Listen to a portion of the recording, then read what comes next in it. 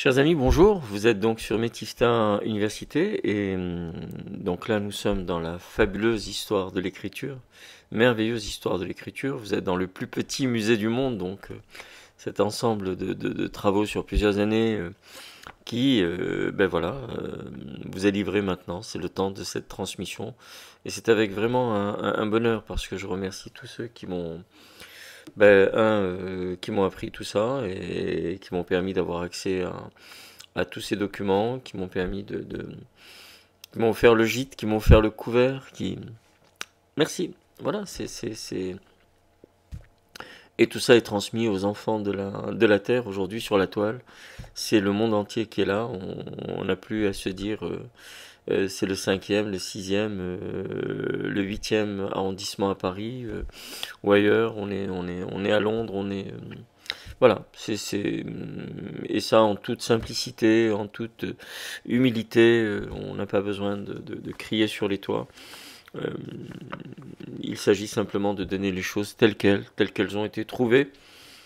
Après, ma foi, il ne s'agit pas de vérité absolue. C'est quoi la vérité? Vous savez, la vérité se dit émet en araméen. Euh, vous supprimez le souffle, hein, et puis vous arrivez à un met qui veut dire la mort. Donc la vérité, on peut le dire, l'expression tient la route, elle est pas de ce monde. Elle est fabriquée, elle est enchérie, surenchérie, elle est galvaudée, elle est tout ce que vous voulez. Mais tout ça vous est donné avec la foi en tout cas, et l'amour de son prochain. Ça, ne l'oubliez pas. Euh, Comment nous allons survivre? Ben, nous allons survivre par vos dons, exclusivement par vos dons, ce que vous faites quand vous pouvez et ce que vous pouvez pour continuer à faire des petits livrets que l'on offrira pour la plupart. Donc vous allez les acheter, mais dans les écoles et que l'on a déjà fait des centaines de fois. Sous forme de tableaux, sous forme de posters, sous forme de petits livres. Il n'y a pas un enfant qui est passé quelque part à qui je n'ai pas donné quelque chose de façon à ce qu'il s'en souvienne toujours. Voilà, Il y a une anecdote quand même intéressante. C'était un jour au Salon du Livre de Paris. Là, c'était pas un enfant, c'était un adolescent qui voulait offrir quelque chose à sa mère et qui m'a pris un petit livre qui devait coûter à l'époque, je sais pas, 10 euros peut-être. Et il l'a payé à crédit. On s'est mis d'accord une dizaine de fois et il m'envoyait des timbres. Et j'ai trouvé ça touchant. Vraiment, vraiment touchant parce qu'il voulait absolument le régler. Et après l'avoir lu, il l'a offert à sa maman. Et c'est un très beau cadeau. En tout cas, c'est une histoire que je n'oublierai pas. Et comme quoi, il y a des enfants vraiment touchants et des jeunes qui veulent s'en sortir dès lors que ils retrouvent des valeurs. Nous sommes avec Akkad, hein, ça c'est un mot que vous connaissez moins bien. Vous connaissez l'Acadie hein, lorsqu'on parle du Québec, mais vous ne connaissez pas Akkad. Akkad est en Mésopotamie. Donc c'était une ville qui s'appelle Akkad tout simplement, comme vous aviez Byblos, Tyr hein, et Sidon. Donc dans cet empire de Nemrod, qui est un petit-fils de Cham. Donc Cham est un enfant lui-même de Noé.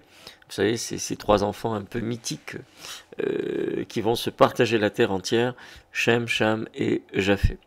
Donc fondée par Sargon vers 2500 environ avant notre ère, elle s'oppose à Sumer, bordant le fleuve donc Tigre au nord de Babylone.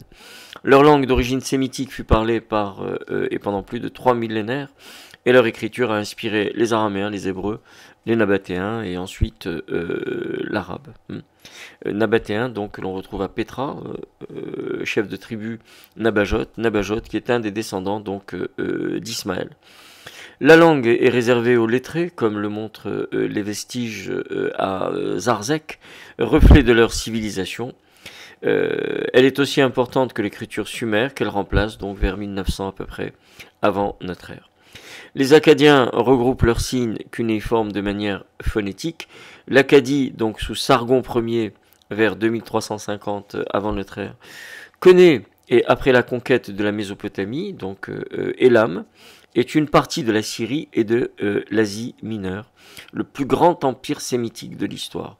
Il faudra attendre un peuple, les Guti, venant donc de Zagros, pour provoquer la chute du royaume. Et là, on va se retrouver un petit peu plus tard donc avec l'empire perse.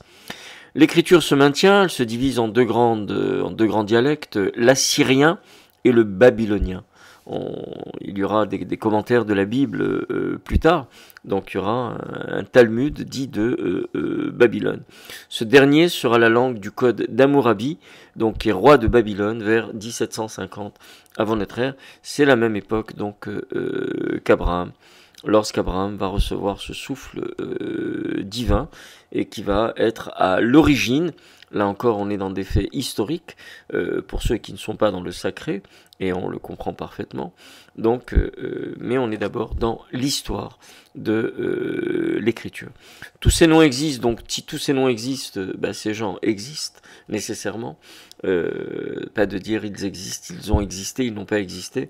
À ce moment-là, vous supprimez toutes les mythologies, vous supprimez tous les noms qui ne vous conviennent pas, et vous vous retrouvez éventuellement avec votre nom, peut-être encore votre prénom, peut-être encore rien, c'est-à-dire sans nom. Et sans nom, c'est pas simplement anonyme, ne pas faire connaître son nom, mais sans nom, c'est-à-dire tout dénigré, et on se retrouve avec un mot, celui qui n'a pas de nom, il est tout simplement ignoble. Vous voyez, c'est ignoma, on ne peut pas le nommer. C'est aussi simple que ça, on ne peut pas tirer comme ça des traits en disant ça j'aime pas. L'histoire est là, et quand on gomme l'histoire, il m'arrive de le dire de temps en temps, ce n'est plus de l'histoire, mais c'est It's War. Donc là, on est vraiment dans la guerre. C'est vrai qu'avec un mot comme ça, comment peut-on faire la paix? Tout simplement parce que l'histoire est transgressée de génération en génération. On ne raconte pas la même chose d'un pays à un autre, et chaque pays ne raconte pas son histoire lorsqu'elle est vue par le pays voisin, surtout quand ils se sont fait la guerre pendant des siècles et des siècles. Je dirais pas amen derrière, croyez-le bien. L'Acadie donc est une région extrêmement forte. L'écriture va se maintenir. Elle se divise avec ce fameux dialecte assyrien et babylonien. Donc ça, c'est extrêmement important. Le code d'Hammurabi sera écrit en cunéiforme. Un jour, donc, je vous en parlerai aussi. On fera une émission spécifiquement là-dessus. Donc, selon une tradition juridique établie, Hammurabi a voulu faire prévaloir la justice par un code et des articles qui régissent donc la famille, la propriété, l'esclavage. L'esclavage, c'était celui qui ne parlait pas, qui ne parlait plus la langue, tout simplement parce qu'il avait la langue coupée. C'était aussi simple que ça, en tout cas son chef, les chefs de tribus qui ont été vaincus, n'avaient plus de langue, donc l'esclave parlait nécessairement la langue du maître. Et cette absence de langue, donc ce que vous appelez la langue morte, qui est une idée reçue, c'était la langue physique qui était morte, puisqu'elle était coupée. Donc le père ne pouvait plus transmettre à son fils ou à sa fille sa langue à ce moment-là. Il sera l'origine de ce fameux code qui paraît un peu rigide, mais qui pour l'époque c'était ce qui pouvait permettre de tenir et d'évoluer. Cette fameuse loi du talion en latin, donc tel qui veut dire œil, c'est-à-dire tel, c'est la chose pour la chose, donc œil pour œil, dent pour dent, doigt pour doigt, nez pour nez. À chaque fois que l'on touchait quelque chose à quelqu'un, cette loi du talion était de supprimer la chose qui a été touchée, en tout cas quand il s'agissait du corps. Donc ça c'est important. Donc c'était cette justice un peu divine. L'akkadien est un alphabet dont les pictogrammes ont cunéiforme, de cuneus, donc le coin, mais que l'on retrouve avec la similitude, c'est-à-dire que le A va représenter le bœuf, que le B va représenter la maison. Vous voyez, donc vous retrouvez cet alphabet, déjà ça vous donne une idée comment il est structuré. Voilà, ce sont des clous. Vous voyez, on retrouve ce H, vous voyez le H, là, vous le retrouvez là, et un peu comme une barrière. Regardez le E, on peut le retrouver aussi assez facilement. Le delta, on le reconnaît bien.